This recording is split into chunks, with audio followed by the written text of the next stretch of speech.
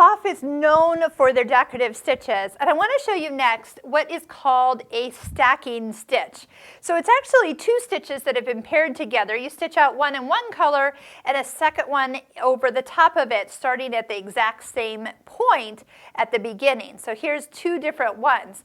I love living in the area of the stitch technique grouping, stitch number 8. That's where you'll find your ribbon stitches, your stacking stitches, and your floating stitches. So stacking stitches are just like this.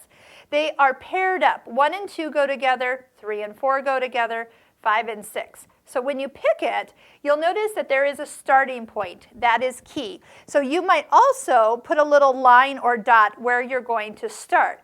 Notice it is a stitch that goes side to side. A sideways motion stitch means that it is going to ask for foot number 8. Foot number 8 is designed for heavier stitches and left and right feeding of the fabric.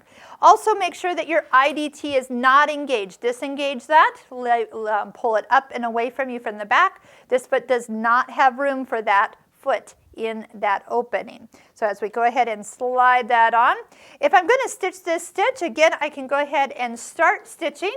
And then as I start, you do see that the fabric goes side to side as you go. All right, I'm going to go ahead and touch this pattern restart button right here at the top. That means it's going to finish it. See, it even shows me on the screen how much more it needs. And then the lock. And then again, we can cut that.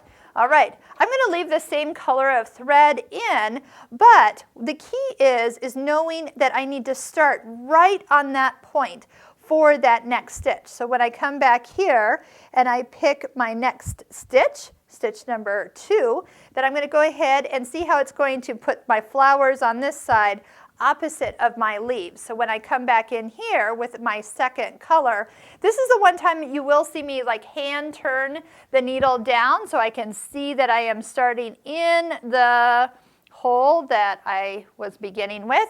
And I can use even the start stop button, and then it's again going to stitch the second part of the stitch right next to where, and opposite of where the first one did. I'll hit that pattern restart and let that continue out. I think you get the idea. And here's the nice thing about this. Let's just think for this a second. Just because these stitches have been paired up already, oh, look at that. Again, two different colors, that's what they're meant to be.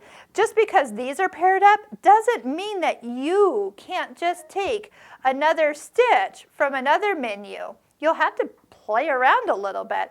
But could we stack two different stitches on top of it, a decorative stitch, and let them make their own unique pattern, changing that thread so you can see the difference as you go. So take a look at our videos that we have that are from our Pfaff Stitching Cosmos online course. This is a great place to expand your Pfaff knowledge, and where we have a whole lesson devoted to the Pfaff specialty stitches like the stacking stitches, floating stitches, and ribbon stitches. So here's even a ribbon stitch to give you an idea what's going on. Oh yeah, we sew on buttons with tassels right there. Lots that you can learn. 25 different techniques, 18 different presser feet. Check them out below this YouTube video.